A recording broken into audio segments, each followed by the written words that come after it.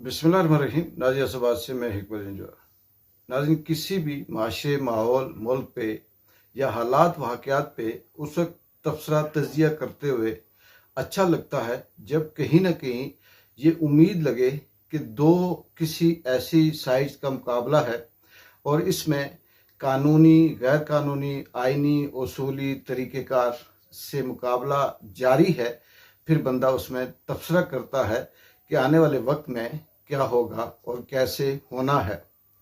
लेकिन जिस मुल्क के अंदर, जिस माशरे में बिल्कुल वन बे राइट इज माइट वाला निज़ाम हो, जिसमें ये नज़र आए कि यहाँ पर हक भी हक नहीं है, सच भी सच नहीं है, वही कुछ होना है जो ताकतवर ने कहना है, तो वहाँ पर सिर्फ ये कहा जा सकता है कि इस मुल्क में फिर अल्लाह ही हाफिज है। और फिर कोई कुदरत का ऐसा इंतज़ार किया जाता है कि शायद वो आए। जिस तरह से बड़ी बड़ी एम्पायर्स गिरी, ख़त्म हुई, और आज वो मुल्क ज़वाल पजीर हैं जो किसी दौर में इल्म व अदब का गहवारा हुआ करते थे, जो किसी दौर में इंसानियत की वहाँ से रोशनी फूटती थी, और किसी दौर में ये लगता था कि इन खित्तों से इस दुनिया के अंदर जो इल्म की, जो तरक्की की रोशनी है, जो पहली किरण है, वो इन मुल्कों से आई। उसमें चाहे बगदाद हो या और इस तरह से यूरोप के अंदर बहुत से ऐसे ममालिक हैं, अरब के अंदर ऐसे ममालिक हैं जहाँ पर ये चीज़ें, जो इल्म था वहाँ से निकला। लेकिन आज वही खित्ते, वही इलाके, वही मुल्क ज़वाल पजीर ही नहीं हैं, बल्कि दुनिया की बदतरीन ज़िंदगी की मिसाल भी पेश करते हैं। इसके साथ ये भी है कि बहुत से ऐसे ममालिक जो जन्म तो लेते हैं, लेकिन जन्म लेने के बाद फिर इंसान की तरह वक्त के साथ साथ वो बड़े होते हैं, फिर जवान होते हैं, फिर वो तरक्की याफ्ता होते हैं और फिर बूढ़े हो जाते हैं। लेकिन हमारा जो मुल्क पाकिस्तान है, इसने जन्म तो लिया, उसके बाद ये कुछ थोड़ा सा जवान हुआ, वो देर उम्र दूर की बात है। ये कह सकते हैं कि ये भी माँ की गोद में ही था कि इसे जवाल आ गया। पाकिस्तान के अंदर कई दहाइयों से पाकिस्तान ने इज्तिमाई तौर पर किसी भी फील्ड में कोई तरक्की नहीं की। अगर किसी को शक के नाज़रीन, तो वह एदाद व शुमार उठाकर देख ले। हाँ, चंद खानदानों ने तरक्की की, चंद लोगों ने तरक्की की, चंद लोगों ने अपनी दौलत बेशुमार बनाई, लेकिन मिन हैसिल कौम और ये मुल्क, इसके अंदर तालीम की का मैदान देख लें, ज़ीरो तरक्की है। सेहत के अंदर देख लें, बदतरीन तबाही है। यहाँ ह्यूमन राइट्स में देख लें, इखलाकियात में देख लें, इंसानियत में देख लें, इस्लामियात में देख लें, यहाँ जो दीगर जो माशरती ज़िंदगियाँ हैं उसमें देख लें, एक्सपोर्ट इंपोर्ट में देख लें, बिज़नेस के अंदर देख लें, किसी भी फील्ड में पाकिस्तान ने तरक्की नहीं की। बदकिस्मती ये हुई कि यहाँ पर शायद कि शुरू से लेकर अब तक पाकिस्तान जैसे ही नौजवानी की उम्र में था, तो इसे किसी ऐसे सेठ ने अपनी गोद में ले लिया और उस सेठ ने फिर इसे उठने नहीं दिया। बिल्कुल इसी तरह से जिस तरह से पाकिस्तान या दुनिया भर में है कि बलूचिस्तान सबसे अमीर, सबसे वसाइल से माला माल सूबा है, वो सबसे ज़्यादा गरीब है, रियासत ने उसे गरीब रखा हुआ है। इसी तरह से पाकिस्तान के अंदर जो जो कौमें, जो जो इलाके, जो जो सूबे, जो जो अजला तरक्की के हवाले से सबसे ज़रखेज़ हैं, उनको ऐसे पीछे रखा हुआ है कि कहीं उनके अंदर शऊर ना आ जाए। इसी तरह से पाकिस्तान अभी नौजवानी की जो तय था वो तय कर रहा था, सीढ़ियाँ चढ़ रहा था नौजवानी की, और ये अमेरिका की गोद में जा बैठा। और फिर अमेरिका ने उस वक्त से लेकर आज तक, चाहे 1958 से हो, 57 से हो या 47 से हो, 48 से हो, आज तक पाकिस्तान को फलने फूलने नहीं दिया।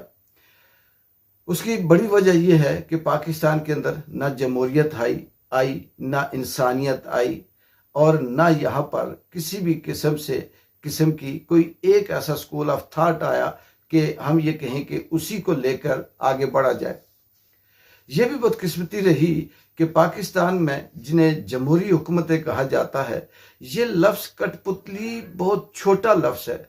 इन हुकूमतों को इस तरह से नचाया जाता रहा कि जैसे किसी बेजान या खिलौने को रस्सी या धागे से बांधकर बच्चा घसीटता है और वो कभी उधर कभी इधर उसे ले जाता है। बिल्कुल इसी तरह से इस मुल्क के साथ किया गया, चाहे उसमें अफगानिस्तान के हवाले से शमूलियत का मामला हो, उसे जंग हो, उसके अंदर तालिबान हों, ज़ियाउल हक के दौर से लेकर या उससे पहले अयूब खान के दौर से लेकर फिर ज़ियाउल हक का दौर, फिर मुशर्रफ का दौर, फिर मौजूदा दौर, ये वो दौर हैं कि पाकिस्तान ने किसी भी वक्त में ऐसा फैसला नहीं किया जिसमें पाकिस्तान की खुद मुख्तारी और खुददारी सामने आई हो।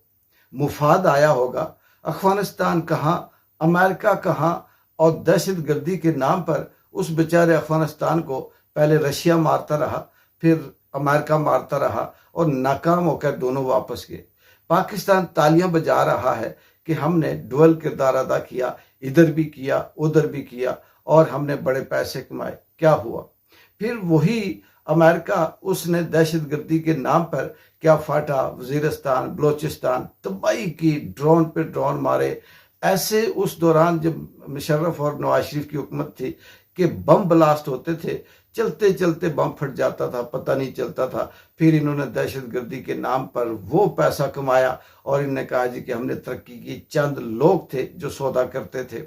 उसामा बिन लादेन का यहाँ पे पकड़ा जाना, मारा जाना हो, या इसके अलावा और ऐसी बहुत सी चीज़ें जैसे आफिया सदीकी है उसको अमेरिका के हवाले करना हो, या और कुछ नाम दहशत गर्दों के नाम लगाकर उन्हें बेच देना हो, ये पाकिस्तान का वतीरा रहा। इस रियासत की जो ताकतवर रजीम थी उसका वतीरा रहा। अगर ये इसके बजाय अपनी खुददारी के अंदर, अपनी खुद मुख्तारी के अंदर अवाम की तालीम पे तवज्जो देते, सेहत पे तवज्जो देते, रोज़गार पे तवज्जो देते, तो आज ये कौम तरक्की याफ्ता भी होती और ये सोवरेंट भी होती और इसके अंदर बहुत ज़्यादा ज़िंदगियाँ आसान भी होती। लेकिन ये नहीं किया गया। ये सिलसिला यहाँ तक के अभी तक चल रहा है और ये भी पाकिस्तान के अंदर देखने में आया है कि उस किसी भी शोबे के अंदर किसी भी शख्स का ताल्लुक उस लेवल पे जब गया कि उसके अंदर सलाहियतें खुलकर सामने आई, उसे पकड़कर जेल के अंदर बंद कर दिया। और यहाँ पर इस बदकिस्मती में इसके पीछे भी अमेरिका का हाथ रहा है। यहाँ बड़ी बड़ी अंपायर्स गिरी, यहाँ पे तबाही बुरा हाल हुआ और इसकी वजह ये होती है कि जब कोई मुल्क, माशरा, कौम अपनी रवायात से हटकर जब वो स्मूथ चल रही होती है और जब उसे तोड़ दिया जाता है, उसमें डिक्टेटर किस्म के फैसले कर दिए जाते हैं, उसके अंदर अपनी मर्जी ठोंसना शुरू कर देते हैं, तो फिर वो माशरा, वो मुल्क, वो कौम फिर आस्ता आस्ता टूटना शुरू हो जाती है। उसके अंदर फिरकावारियत आ जाती है, ग्रुपिंग आ जाती है, नफरत आ जाती है, फिर वो कहीं ना कहीं से बगावत करना शुरू कर देती है, जो अमेरिका अब स्टार्ट हो चुका है। 10 साल लगते हैं, 20 साल लगते हैं, 30 साल लगते हैं, नाज़रीन अमेरिका सुपर पावर नहीं रहा और अमेरिका तो डूबा, लेकिन ये अब पाकिस्तान को भी लेकर डूबेगा। बदकिस्मती ये भी कह सकते हैं कि पाकिस्तान ने अमेरिका के कहने पर अपने मुसलमान मुल्क अफगानिस्तान को नफरत की आग में ठोंस कर उससे दुश्मनी मोल ली। हिंदुस्तान जो हमारा बहुत अच्छा पड़ोसी था, है और बन सकता है बहुत अच्छा पड़ोसी, नफरतों के बीज बोए गए, जबरदस्ती नफरतें पैदा की गई, खुद से ऐसे फॉल्स फ्लैग किस्म के ऑपरेशन किए गए, कुछ ऐसे स्क्रिप्ट तैयार किए गए कि हिंदुस्तान पाकिस्तान का और पाकिस्तान हिंदुस्तान का न सिर्फ दुश्मन बन गया, बल्कि ये एक दूसरे को थप्पड़ मारते हुए भी एजाज समझने लगे। ये भी पाकिस्तान का पड़ोसी मुल्क है।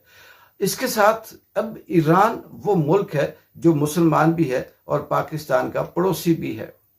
पाकिस्तान को इस वक्त जो सूरत हाल का सामना है वो ये है कि इजराइल और ईरान की जो जंग है, इस जंग में इसराइल और ईरान की जो जंग है, इस जंग में पाकिस्तान का मेन किरदार हो सकता है, क्योंकि इसकी बॉर्डर भी लगती है और दोनों मुल्कों में, ईरान और पाकिस्तान के अंदर, जो मसलक के हवाले से जो रिश्ते हैं वो भी बहुत गहरे हैं।